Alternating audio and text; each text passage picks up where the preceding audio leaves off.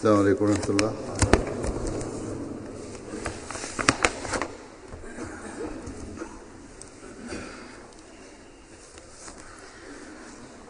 أشهد أن لا إله إلا الله وحده لا شريك له وأشهد أن محمدا عبده ورسوله أما بعد فأعوذ بالله من الشيطان الرجيم بسم الله الرحمن الرحيم الحمد لله رب العالمين الرحمن الرحيم مالك يوم الدين إياك نعبد وإياك نستعين اهدنا الصراط المستقيم صراط الذين أنعمت عليهم غير المغضوب عليهم ولا الضالين.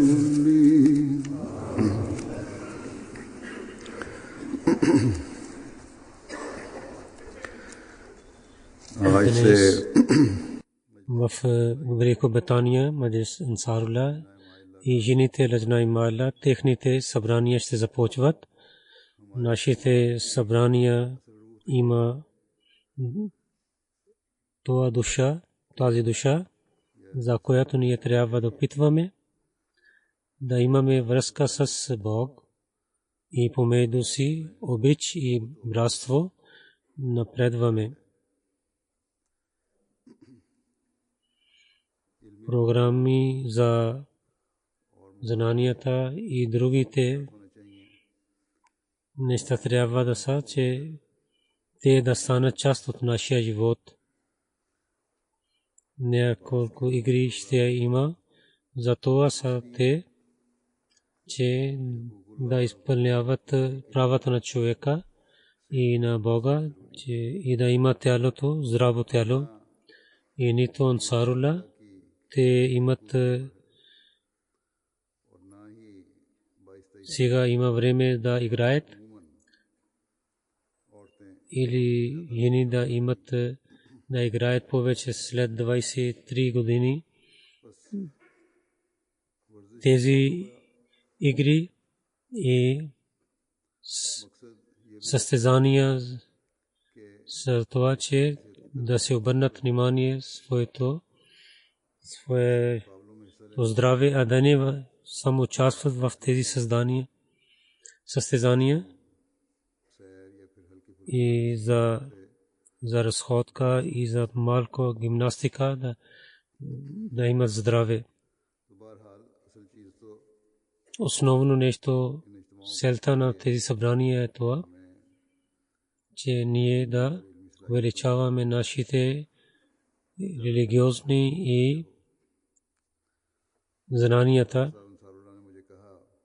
Сада Сайб Ансарулlah каза, че в петъчния проповед кажете на мъжете, които са над 40 години Ансарулlah, те са в такава време, в което неговото мислене е по-хубаво и самите те трябва да имат, знаят своите задължения и да се обърнат внимание да изпълняват тези задължения. И първо, че те са възрастни и това организация името Ансарулlah. Всеки мъж Ахмади, който е над 40 години, той е да мисли за своите задължения. Това е много е това. Какви са тези задължения? за който един насир трябва да изпълнява. Накратко, това е приказано в договора на Ансарула. Първо, че всеки насир, всеки член на организацията Ансарула, всеки човек, който е член на Ансарула за Исляма и за Ахмадия, че той да винаги да бъде свързан с истинското сърце, с Исляма и с Ахмадия и със своите знания, и това не и със своите сила той не може да служи на Исляма. Ислям е религията, изпратена от Аллах, и това е съвършена религия чрез своето учение.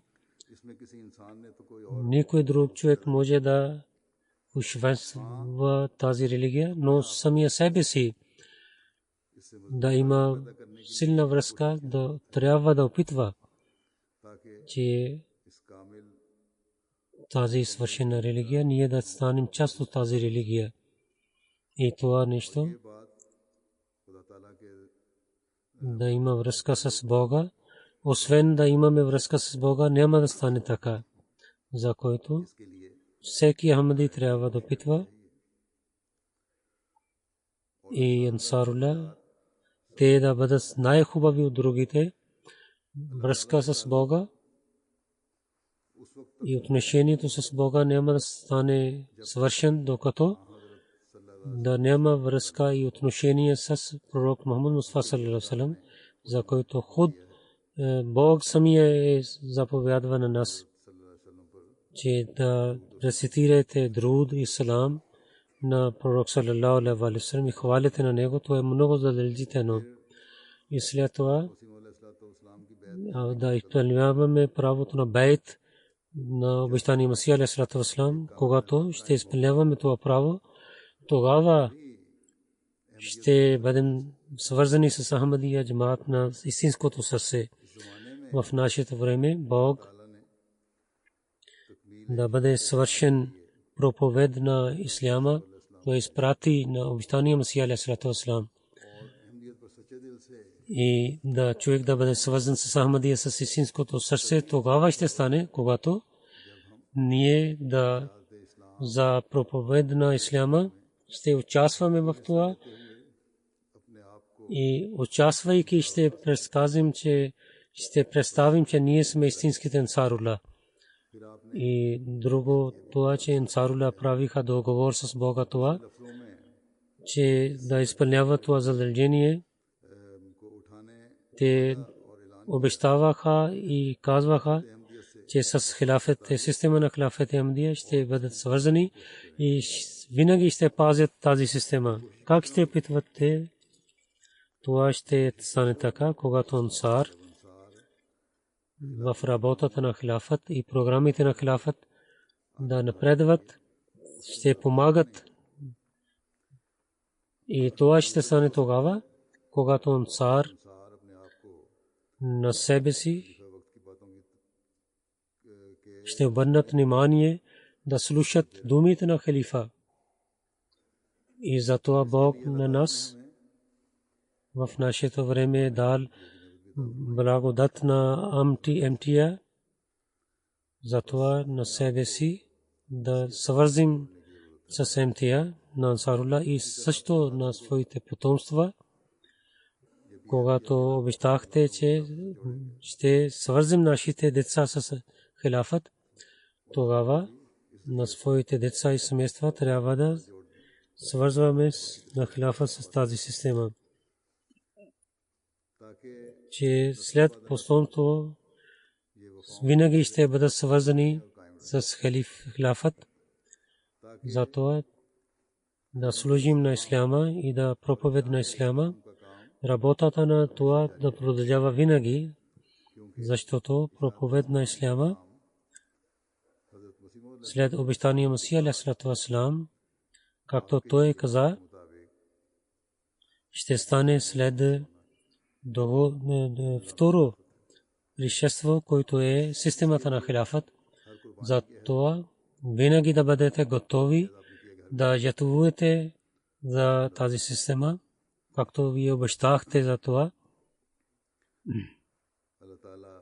Бог да даде възможност на всичките да изпълняват това нещо.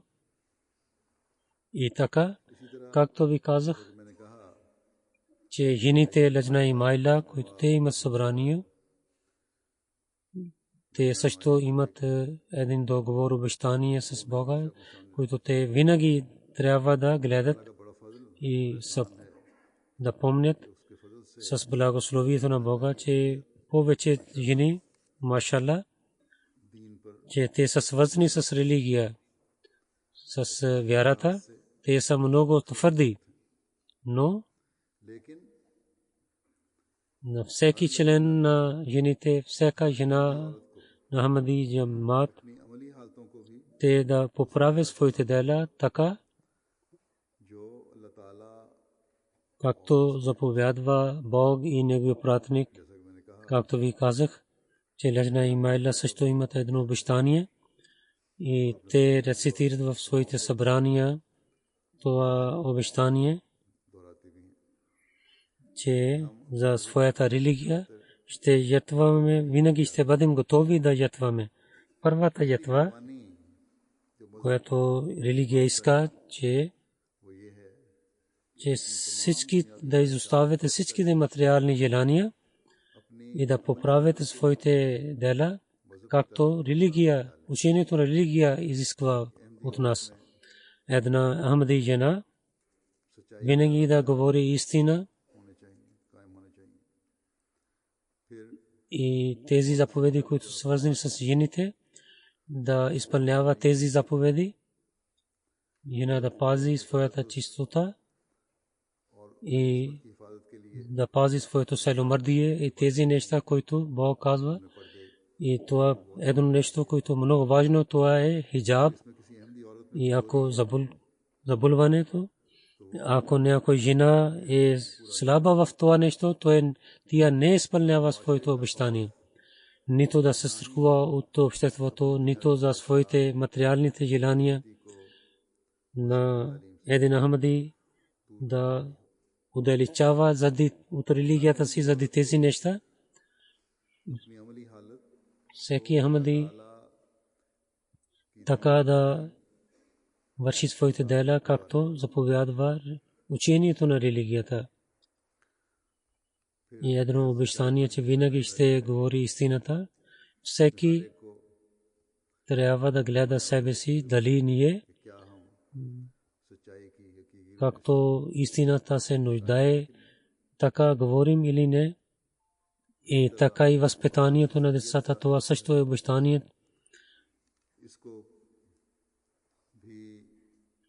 Това също с всичките си усилия трябва да изпълняваме, че дали нашите деца са свързани с религията или не. Най-хубаво възпитание за детето, да детето е майката. Трябва майките да опитват с всичките си усилия. Ако всичките жени така ще изпълняват своите задължения, муслимът каза, че ако 50% се стане така, тогава те ще пазят своите потомства.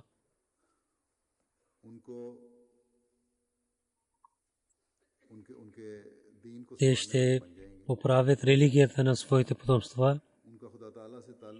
Те ще свързват своите деца с Бога и така и в своето семейство и децата за своя народ и за държавата, че децата да жертват за своя народ и за своя. Това също е работата на майките. Да приготвят мислите на своите деца, че те да бъдат готови да подчиняват законите за развитието на държавата, да се обърнат децата внимание към това. Майките трябва да казват на децата връзка с халифа и да питват за това, както бащите, така и майките трябва да вършат тази работа. Затова тези задължения всеки майка трябва да разбира, нека Бог да им даде възможността. И така Насратул Ахмадия, тяхно иджтима събрание също има. Те също имат обещание. Те също трябва да изпълняват своето обещание. 14-15 годишни момичета, те са възпитавани. Те знаят всичко добро и лошо. И това е последно време за Насрат. И те също имат много желания в тази възраст. Ако ще гледат за материалните неща, светските неща, тогава тези желания ще бъдат повече от религията. Затова всяко Ахмади момиче трябва да бъде много внимателно да гледат и да повтарят своето обещание много пъти, че всяко момиче да не върви след светските неща и да опитва за много развитие и хубави неща. И какви са тези хубави цели? Те са показани в обещанието на религията, че за религията, за народа и за държавата винаги ще бъде готова, винаги ще каже истината. За халифа ще бъде, системата на халифа ще бъде винаги готова да жертва. И ако това обещание ще стане част от живота на нашите момичета, където те ще пазят своя живот, там също те ще пазят живота на следващите потомства и тези потомства ще бъдат с халифа. Нека Бог да им даде възможността и тези събрания да бъдат благословени и чрез това казването на. И сега ще казвам за моя един много любим, който почина преди няколко дни,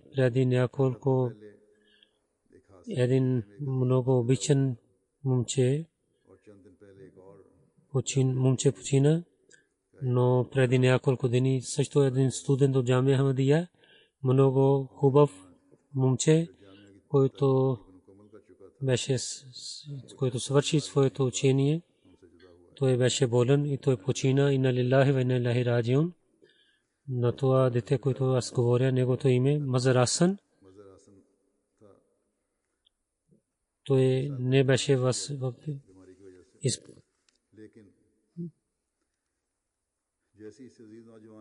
както той прекал своя живот, той беше мубалиг и мураби. Бог в това момче имаше сила в него, че как да служи на религията, как със своя характер и морала, както Бог е заповядвал да превърне тези неща чрез заповедите на Бога и да ги изпълнява. Всеки човек, който в света е дошъл, той ще се върне един ден, но кисметливи са онези, които своя живот прекарват така, както Бог изповядва и имат успех в това.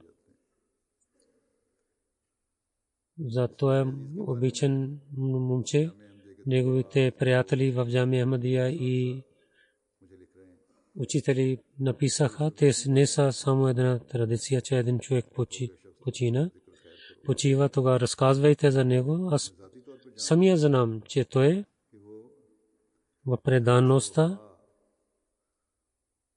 и в делата беше един пример. Аллах Бог да увеличава неговото място в рая.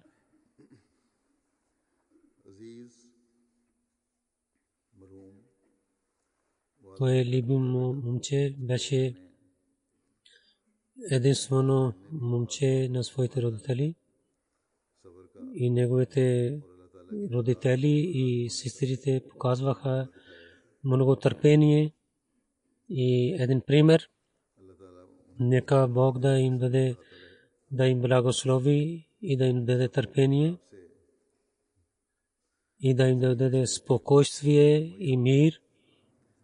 Обитание Масия алейхиссалату вассалам каза на едно място, трябва да помнете, че когато има изпитание, рана изпитание, няма лек, както човек да уповава в своя Бог. И винаги трябва да уповаваме в нашия Бог.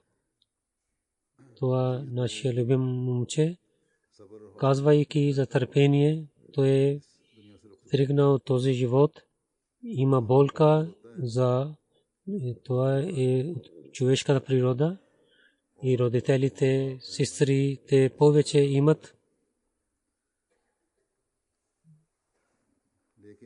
но за тази болка, превърнайки в молитвите, ние ще правим, че неговото място ще увеличаваме в рая и ние да имаме търпение. Нека Бог да даде възможността на неговите близки. Ще разказвам за него. Това момче имаше рак. С благословение той беше лек, но след това той имаше инфекция в гърдите, който лекарите не познаха и така той почина. Инна лилахи ва инна илайхи раджиун. Починалия неговото дядо беше последовател на обещания Масия алейхи салату ва салам. Неговия дядо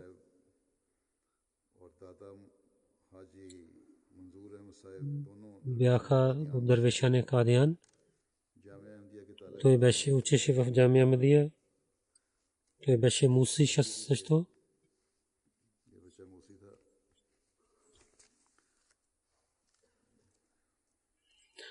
Неговата майка казва, накратко ще разказвам. Те са накратко ще ви разказвам. Тя казва, че винаги казваше на мен, като един учител той възпитаваше на мен. Като бяхме майка и дете, но ние разбрахме един на друг. Той знаеше, че моя майка какви неща се радва и от какви неща не се радва. Понякога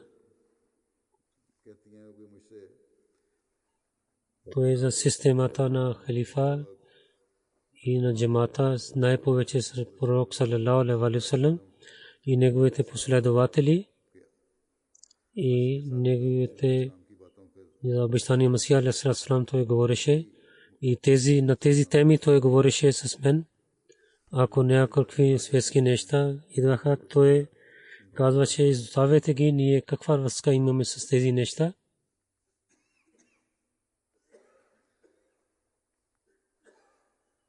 Той имаше желание, че на събранието да идва, но той знаеше, че това беше трудно. Той на МТА гледа това събрание. Той изпрати на цялото семейство, че аз ще бъда в Гласго, ще бъда в къща и да поправя. Така той изпрати на семейството на събранието, въпреки че той беше болен. Той вършеше своята работа самия себе си. Тя каза, че когато беше болен, той имаше повече търпение. И не се ядосваше. Когато беше болен, както ви казах, че той имаше рак в кръвта, когато имаше лек, беше слаб. Ими Шайб Скотланд той каза на него, че искам да върша работата за религията и така той започна да работи. И той имаше връзка с другите хора и казваше как да вършим своята работа. И така и имаше събрание в Насрат. Така той прави, така той четеше книгата на обещания Масия алейхи салату ва салам. Тя казва 12 септември, когато имаше атака за тази инфекция, че той каза на мен, че елате при мен да седнете. След това да броите благословите на Бога на своите пръсти.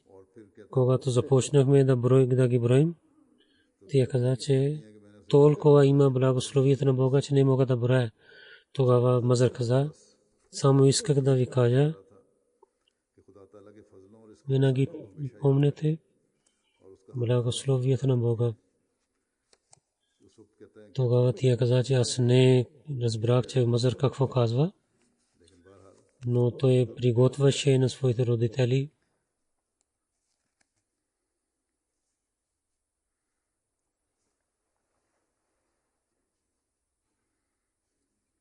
Тя каза, че гостите на Табшир, когато дойдоха в Скотланд, Раджа Бурхан Сахиб беше инчарж. Той се срещна с Мазар и много се радва, че сега той е много добре.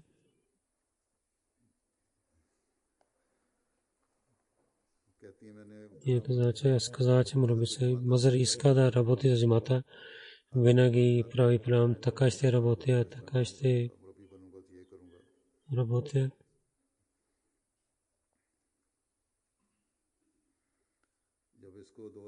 Когато в октомври 2015 година знаеха, че той има рак, той каза на своя сестра, че казва и на своя майка, защото не мога да гледам, че тя плаче.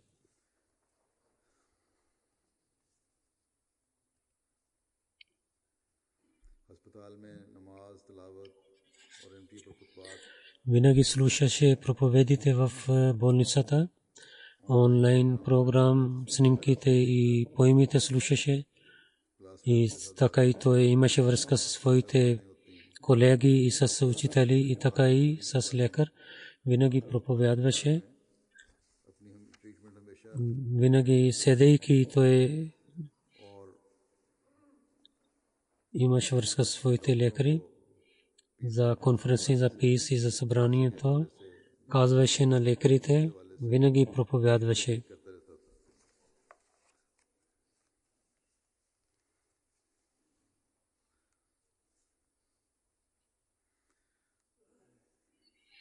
Тук след събранието, когато имаше митинг, неговия другите колеги също участваха в митинг.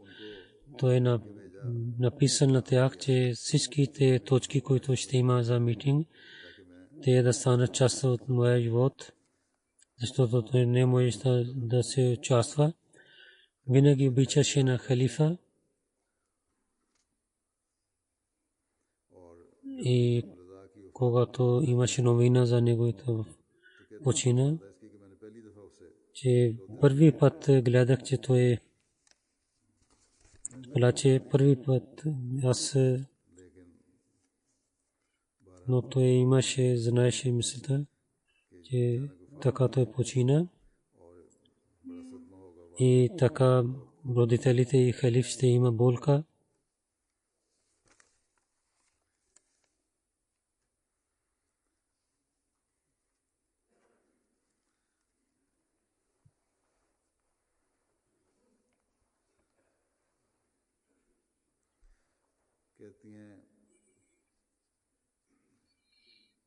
Тя каза, че ние сме радостни, че ние сме за Бога. Нашата работа беше да се молим. Бог дали приема или не приема, то е неговата работа. Мазар, отивайки, той възпитава на нас.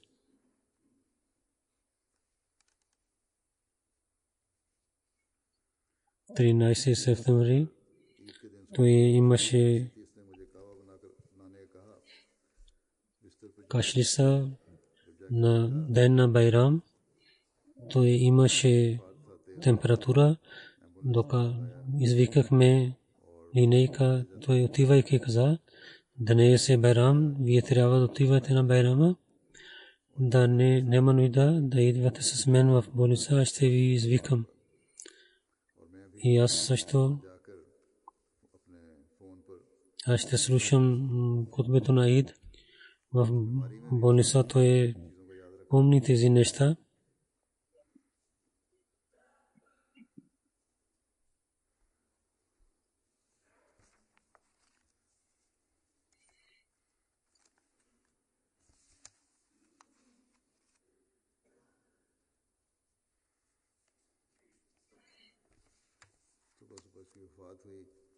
той почина рано. Той сутрин беше, неговите звук беше за тахаджуд намаз да се събужда. Когато имаше време той да почина, в неговото беше азан. Те повече така то нещо действа, но беше Бог желаеше така.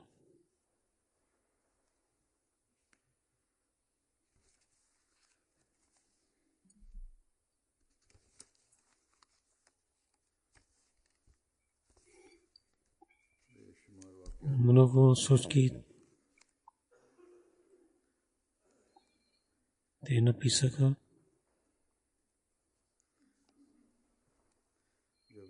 Когато той имаше, знаеше за рак, той каза, аз всичко ще имам търпение. Не мога да гледам, че моя майка да плаче. Много внимателно трябва да казва и на нея.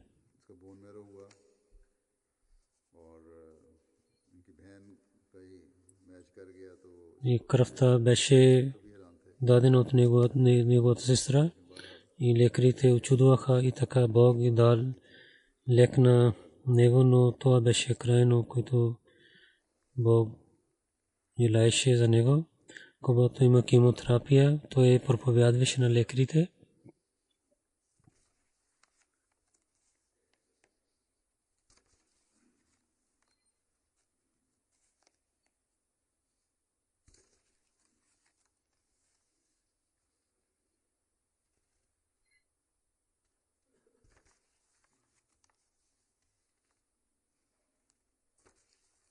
Той уповаваше в своя Бог.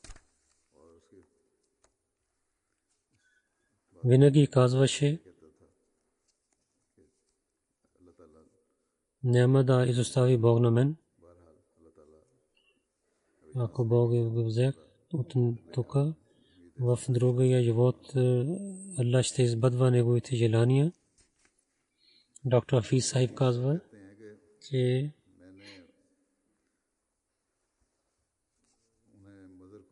аз когато отидох да се срещна с него и гледах, че той много уповава в Бога, там неговата майка каза, че той винаги казва, че винаги да помните благословията на Бога. Хафиз Сахиб от Гуласко, Беназир Хафиз Сахиба казва, че аз съм от Сри Ланка. Майка на Мазар и сестра те са приятелките. Когато знаехме, че има рак, тогава имаше повече, запознахме с тази фамилия. Отидохме в болницата. Той с много търпение каза за своята болест. И когато имаше лек от тази болест, за малко време, тогава в Гласко имаше charity walk. Той участва в това за 5 км. Той каза, че това беше много лесно. Имаше кемотерапия и много.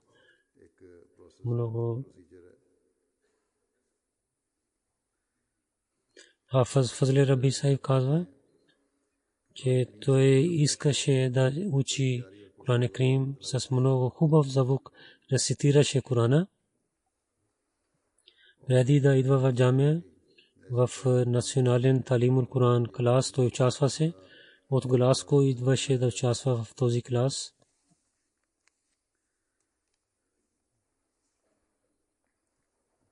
Той казва, имаха проблеми за имиграция. Затова, въпреки това, учи се в джамия. Той идваше в Лондон и след 2 седмици той отиваше в Гласго. Тогава казах, че много трудно е тази работа, но той каза, един много голям цел, това е нищожна болка.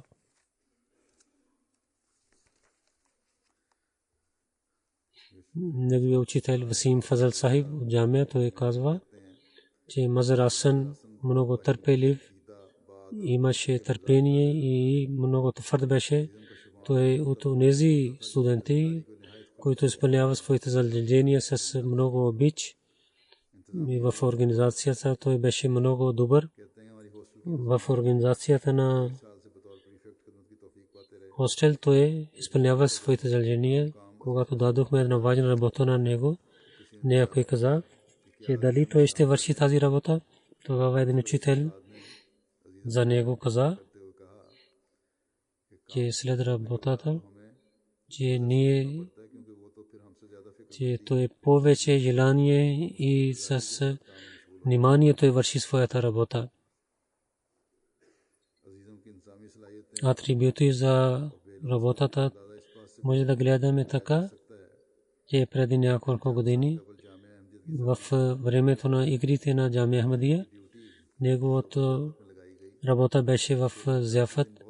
В последния ден идва много гости и има храна за тях. Той се събуждайки цял вечер върши своята работа и за един момент той не седна. И другия ден също с същата сила той върши своята работа след програма. Той приготви един рапорт, един дълъг рапорт за тази отдел и сега този рапорт е при организацията и сега имаме много, този рапорт много помага. Хафаз Машур Сахиб каза, че преди няколко време, когато говорих по телефона с него, той каза, че когато ще имам лек, ще бъдейки мубалик, искам да служа на религия. Сега и лекуват на мен. Сега започнах да работя в моя локален джамат и един роднина каза, че той участва в charity walk за 5 км, както ви казах. Мазар Акрам Сахиб мраби сисла там, беше мраби там. Той пише, че когато те приселиха в Глазго, аз бях като мраби в Скотланд. Когато тази фамилия дойде в Глазго, имаше програма в джамия и те също участваха в джамия и ние гледахме, че Мазар Асан Сахиб отиде в кухнята, там той работи с другия тим. Първия ден от този ден, когато отиде в джамия, винаги той помагаше на джамата. Много малко говореше, много добър беше, пазваше чистота и не участваше в такива работи, където да не харчи своето време на добрите неща. Той винаги беше свързан с мен и аз гледах много близо на него. Имаше много добър характер и морал. С нисък звук той говореше, много яваше на другите. Той желаеше винаги, че той да участвайки в джамия да стане мисионер, така да служи на религия. Когато той отиваше в джамия, той беше много радостен, че той е получил всичките благословия на този живот. Той имаше много връзка с халиф. Аршад Махмуд Сахиб Каид Глазго пише, че аз бях в Каид в Шарджа. Там беше Мазар Асан. Когато беше в Шарджа, той в събранията на джамата и програмите участваше в състезанията на игрите и в знанията. Ние правихме ищама далеч от града. Затова отивайки много преди там приготвяхме нещата. Въпреки че той беше малък, но винаги беше напред. Един път той имаше много кураж. В събранието имаше състезанието за реч. Темата беше много трудно състезание беше, той не беше приготвен. И той също участва в това. И Худам усмихнаха, но той свърши своя реч и не даде внимание за това. И след това каза, ако няма да вършат тази работа днес, няма да има полза. И така той каза на Худам, че той не даде внимание дали хората ще усмихват или не. Той участва в тази програма. Нашия мраби Гамбиан, той стана мраби мината година. Абдурахман Чан, той каза, че той беше моя приятел. След джамия ние имаме връзка с WhatsApp. Аксар, че той тези съобщения, които изпрати на мен, ще ви изпратя. Един ден той каза, че аз съм болен, но Бог ми е благословил. Затова аз винаги трябва да бъда благодарен на моя Бог. Затова аз търпя тази болка.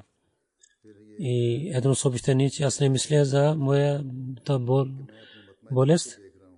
И аз гледам, че как да служа на своя джамаат. Един приятел, негови приятел, който стана мраби, винаги усмихваше и говореше с добър начин с хората. Мазрасан участва. Така говореше всеки, че всеки е неговия приятел.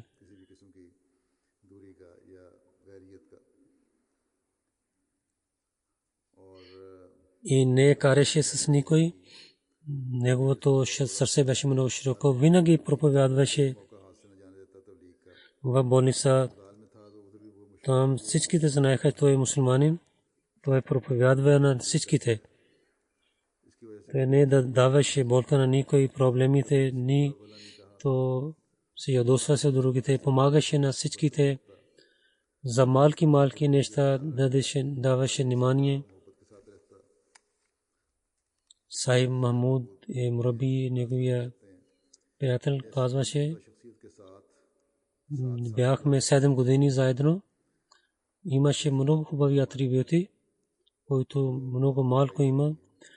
Гостоприемство, преданността, самирение, винаги мислеше добро за другите, с добро намерение. И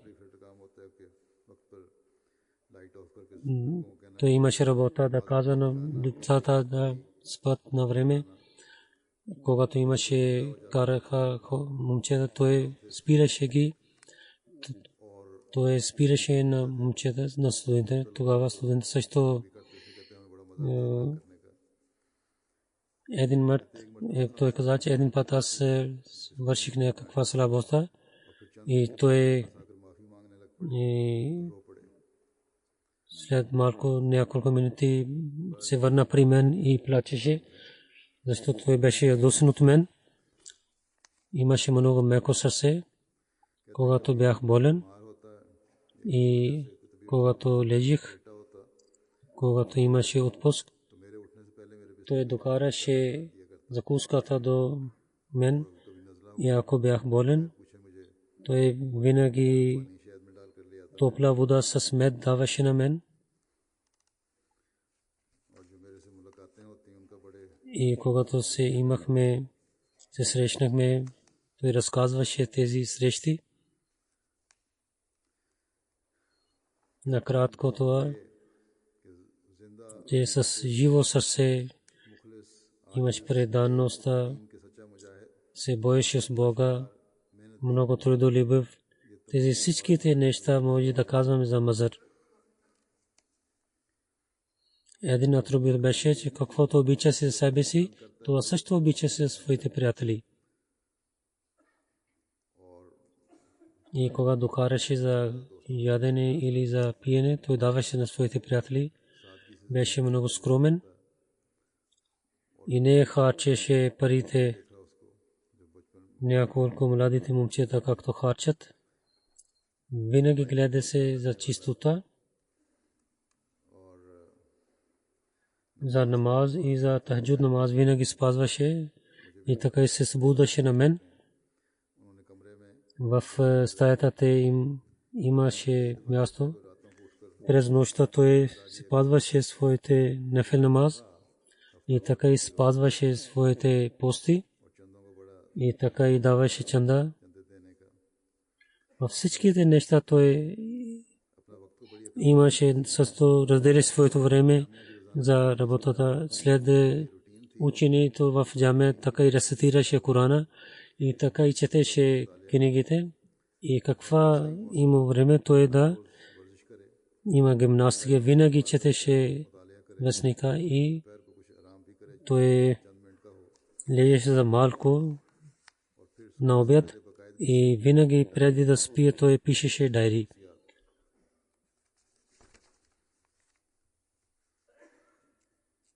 И винаги вземеше точките от моя проповед и така и говореше със своите приятели за тези точки с системата на хилафът и той имаше се слушаше на джамата и никога не може да слушаше да говори някой против джамата.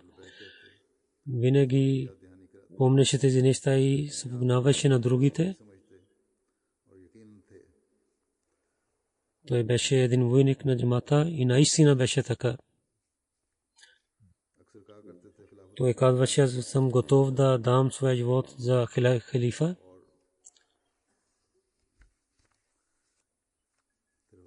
Не само думите, той също показваше, че той ще върши тази работа. Когато знаеха за рек, той казваше на мен да не притеснявайте, да се молите на Бога, да имате вяра в Бога, когато уповаваше в Бога. Той знаеше, че това е издано изпитание и не казваше на другите. Неговият приятел Шарджил пише, много добър приятел беше, много атрибути имаше, знаеше за системата на халифа, уповаваше в своя Бог, за джамата беше винаги готов да ятва, не даваше проблеми на другите, винаги усмихваше. Ако някой даваше проблем на него, той не се ядосваше, не говореше за лоши неща. До днес не гледах, че той говори с лошите думи с някой.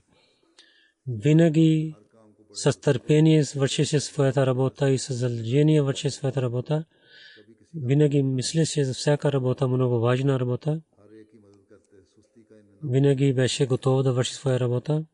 Много обича на джамата и имаше много твърдо намерение. До край той имаше търпение за своята болест. Не подиграваше на другите, спираше на хора да правят така. Той имаше всичките атрибути, които има в мурабите. От първата година Мумайда той беше съвършен мураби. Той даваше внимание на всичките неща.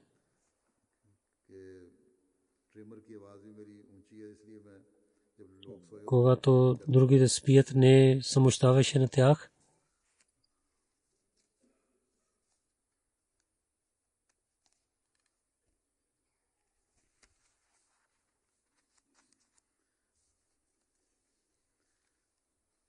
Не показваше неща на другите, както беше вътре, така и отвън. Винаги подчиняваше заповедите на Корана. В таджматул превода на Корана той винаги даваше внимание за това, той много знаеше за превода.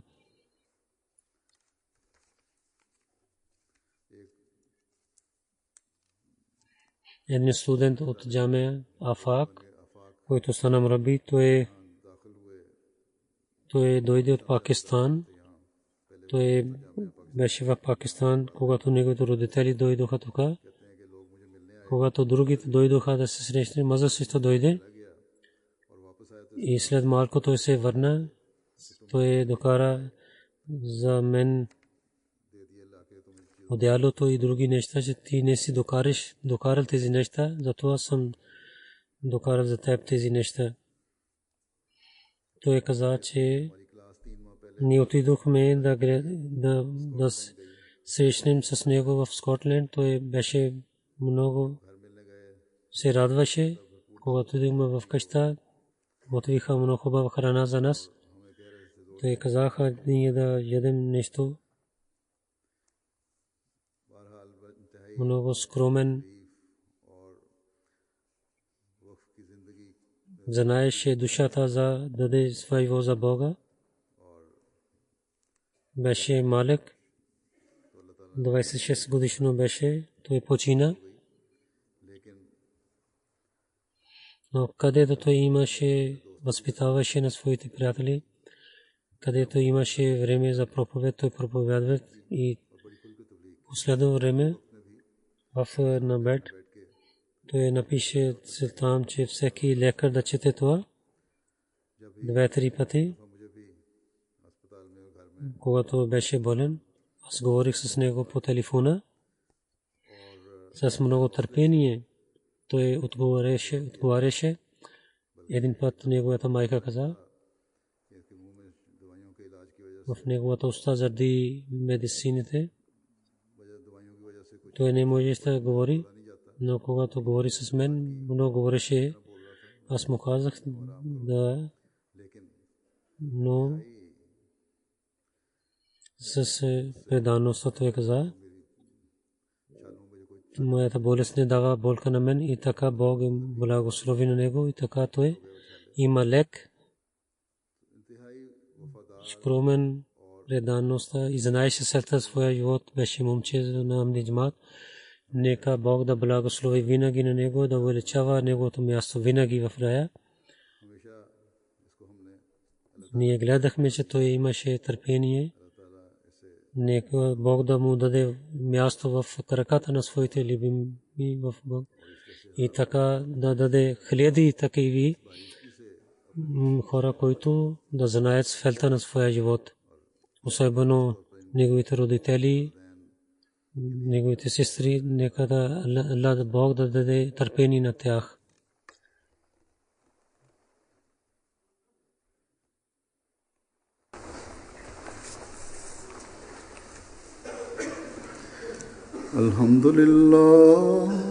Alhamdulillah, nahmaduhu wa nasta'inuhu wa nastaghfiruhu wa nu'minu bihi wa natawakkalu alayhi wa na'udhu billahi min shururi anfusina wa min sayyiati a'malina. من يهده الله فلا مضل له ومن يضلل فلا هادي له ونشهد أن لا إله إلا الله ونشهد أن محمدا عبده ورسوله.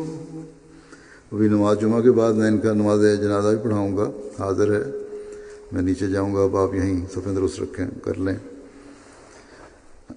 इबादल्लाह रहमकुमुल्लाह इन्नल्लाह यामुरु बिल अदलि वल इहसानि व इताइ ज़िल क़ुर्बा व यन्हा अनिल फ़हशाइ वल मुनकरि वल बग़य يعظكم لعلكم تذكرون. اذكروا الله يذكركم وادعوه يستجب لكم ولذكر الله أكبر.